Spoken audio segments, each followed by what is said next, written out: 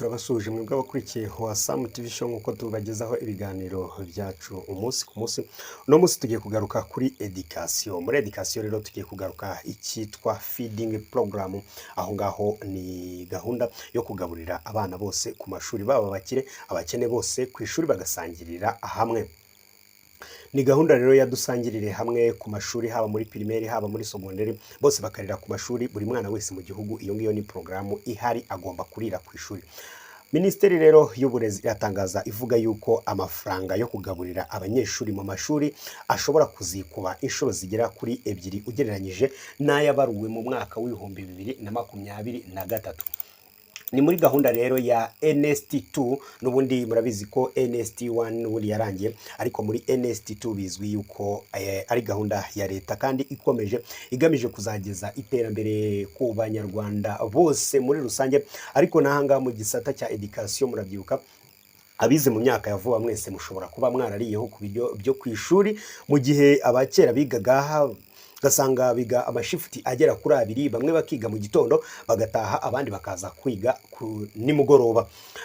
Ugasanga umwana wize mu gitondo arajya kuragira ikigoroba, naho wize ikigoroba akaza kuba yaragiye nubundi mu gitondo. Ibyo ngibyo rero byaje kuba byasubirwamo na leta y'u Rwanda, iza kuvuga yuko ibyo ngibyo bidakwiriye habe na gakeya, ahubwo umwana akwiye kujya yiga shift imwe, icyo bita single shift.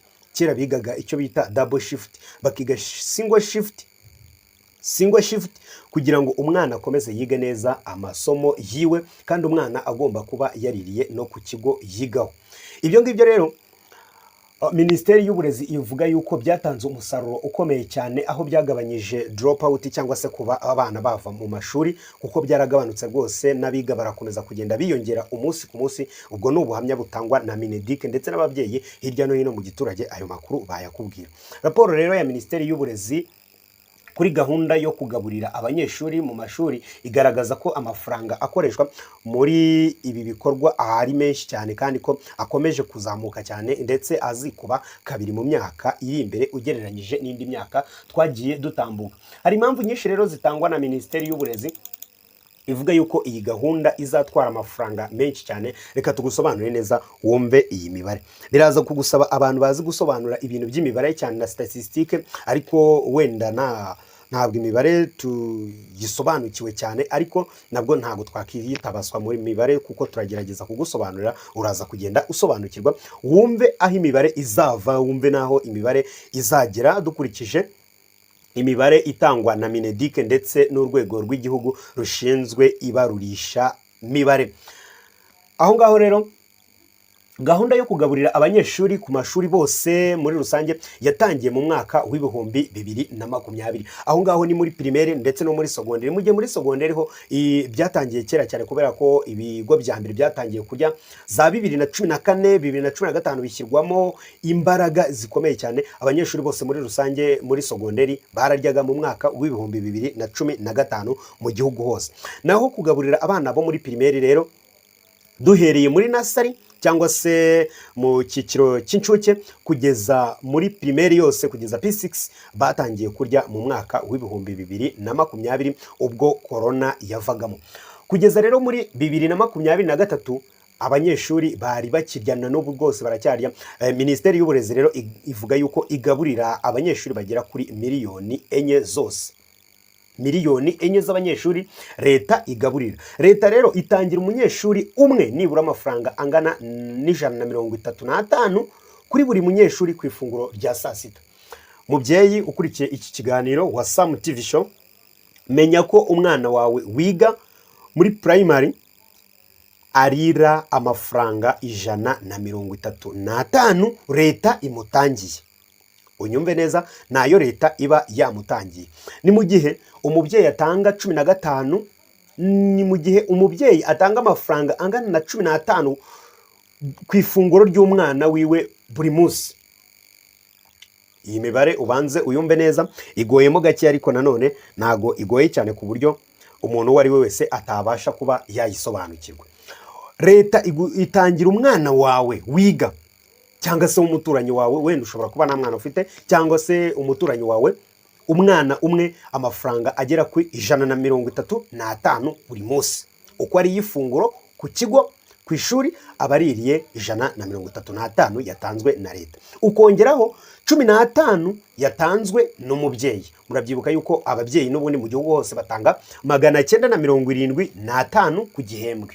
975 ku gihembwe rero, buri munsi ugiye ubara n'inshuro umwana aba yariye ku ishuri, usanga umubyeyi yaragiye atanga 15 ya buri munsi, mu gihe leta imutangira 135.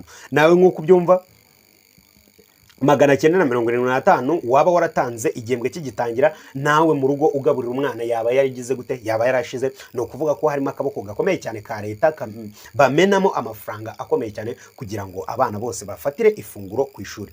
Ni mu gihe leta itanga 90%, leta yishyurira umwana amafaranga angana na 90% y'ifunguro umwana afatira ku ishuri, mu gihe umwana yishyura mu gihe umubyeyi w'uwo mwana cyangwa se umurera yishyura 10%.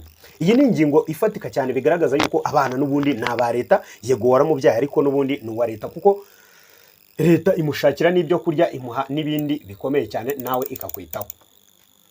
Mu mashuri rero yisumbuye leta yishyurira buri mwana nibura 60%, mu gihe muri primaire imwishyura 90%, ariko muri segonderi imwishyurira 60%. Ahangaha rero biza guterwa n'ikigo, hari igihe ikigo cyiyoruganiza bagashyiraho nka 17, 16, ariko nanone turizera ko muri uru Rwanda nta hantu umunyeshuri wo muri segonderi arenza 20,000 ku gihembwe, ugereranyije n'ibyo umwana wo muri segonderi arya, amazi byose akoresha ku ishuri bijyanye n'ifunguro ndetse n'amazi. Hari naho banywa igikoma, aho ngaho bashobora kwiyumvikana nk'ababyeyi bakarenzaho bagatangana na 30, ariko nanone leta ntago yemera nibura umuntu urenza 19,000 hano mu Rwanda. Nawe watwandikira muri comment ukatubwira niba ku kigo cy'iwanyu bajya barenza aya mafaranga, ariko nzi neza yuko aya mafaranga rwose nta kigo cyo mu Rwanda kiyarenze.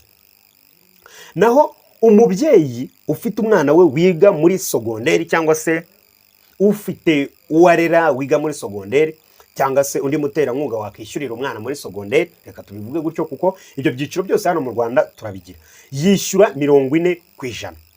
Yishyura 40%. Ugereranyije n'aho ikigo cyanyu gitanga, urahita ubona amafaranga leta iba yatangiye umwana wawe cyangwa se umwana wiga muri segonderi, haba muri senior 1, senior 2, senior 3 up to senior 6.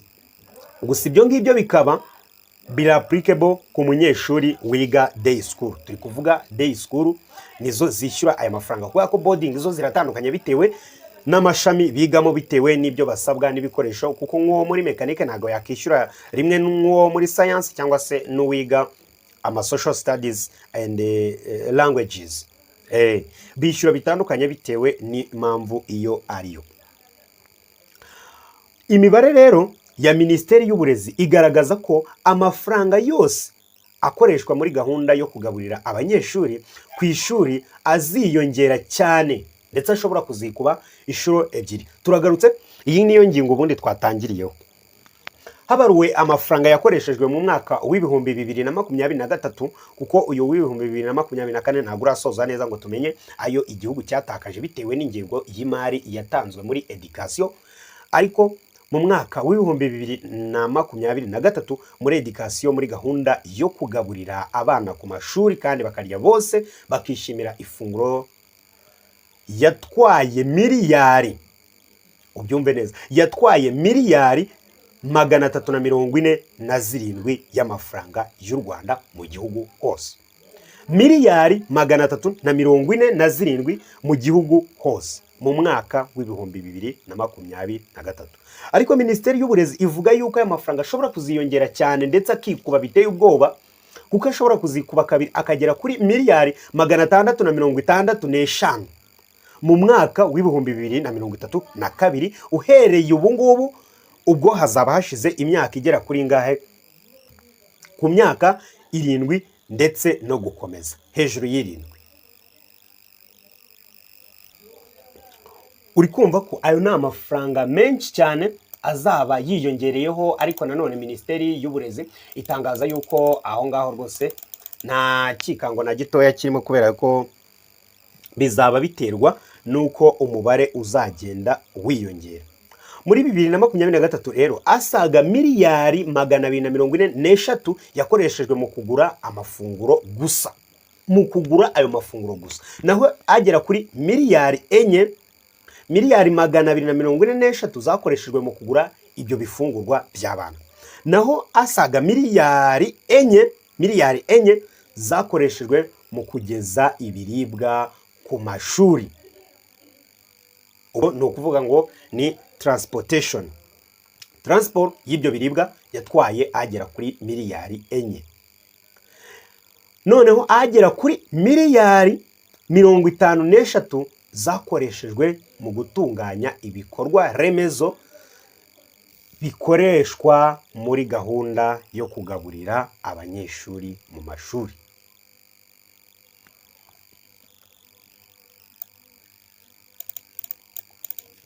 Minisiteri y'Uburezi rero yagaragaje yuko ibiciro bigenderwaho mu kugura aya mafunguro abanyeshuri ni ibyo mu 2020 ntago biravugururwa, kandi ngo nibyo bigikoreshwa kugeza na n'ubu, bagaragariza abakontabure ndetse n'abadiregiteri b'ibigo ko aho babona bahawe bikeya ari cyo kibazo kiba cyabaye, kubera ko ibiciro byo muri 2020 bigenda binahindagurika. Ariko nanone ibarurisha mibare, ikigo cy'igihugu cy'ibarurisha mibare Rwanda Statistic Board kivuga yuko ubu ngubu izamuka ry'ibiciro ku masoko ryagabanutseho 5%, kuko ubu ngubu riri kuri 5%, mu gihe mu myaka yabanje ryari riri kuri 10%. Ibi ngibi abihera nko mu gihe cya corona murabizi yahendesheje ibintu bigiye bitandukanye, ibintu ugasanga byahenze. Gusa muri iyi myaka 2023 na 2024 ngo ibintu biri kugenda bigabanuka dukurikije Rwanda Statistic Board.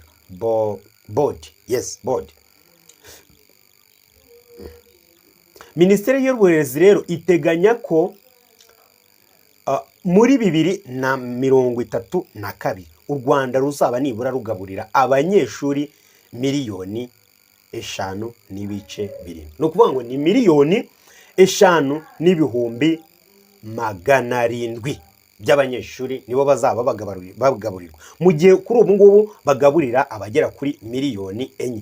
No kuvuga ngo bazaba biyongereyeho miliyoni 1.7. No kuvuga ngo akazi ko kugaburira abanyeshuri rero uri kubyumva ko kazaba kabaye kanini, kandi abagaburirwa ari benshi. Ariko ngusanga ibyo nabyo bizaterwa nuko bazaba babonye abafatanyabikorwa, kandi bigaterwa n'ubwiyongere bw'amashuri ndetse n'ubwiyongere bw'abana hehe mu mashuri. Ibyo ngibyo bizaterwa n'inzego zigiye zitandukanye. Aho ngaho rero niho hahita hazamo urwego rw'ubuzima. Wavuga ati rero ibyo ngibyo bihuriye RBC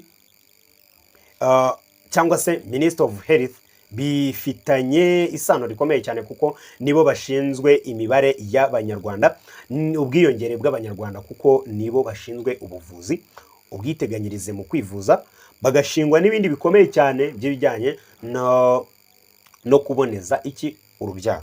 Ibyo ngibyo rero mu gihe umunyarwanda atabacunze neza, abanyeshuri bashobora kuzikuba inshuro nyinshi cyane, ugasanga igihugu n'ubundi kiri mu gihombo. Ariko nabyo Minisitiri w'Uburezi yavuze yuko ibyo bidateye impungenge cyane, kubera ko hari gushakwa izindi mbaraga mu bikorera, kugira ngo zibe zaza kuziba icyuho muri ibi ngibi. Hari gahunda rero yatangiye iri gukorwaho ubukangurambaga na Minaroke ndetse na Minisiteri y'Uburezi yitwa Dusangire Lunch. Aho ngaho no kwigomwa ifunguro rya sasita, cyangwa se ukagira uwuremera ukamutangira iryo funguro, nayo iyo gahunda irahari. Murabizi neza cyane iyo gahunda irahari hano mu Rwanda. Nawe niba utarayumva wabasha kuba wayitega amatwi. Kandi mu bikorera ngo hazavamo abandi bantu kugira ngo bajye batanga inkunga muri leta, ndetse ngo n'amasoko yo kugura ibyo kurya by'abanyeshuri ashobora kuba yakurwaho imisoro. Aha ngaha ni inzego nyinshi cyane zigomba gukorana kugira ngo iki kibazo cyo kugaburira abanyeshuri gikemuke burundu, kandi babone ibyo kurya bihagije ndetse mu gihe kirekire, kubera yuko na Rwanda Revenue Authority igomba kuba yabizamo ikagabanyiriza imisoro, cyangwa se ikayikuraho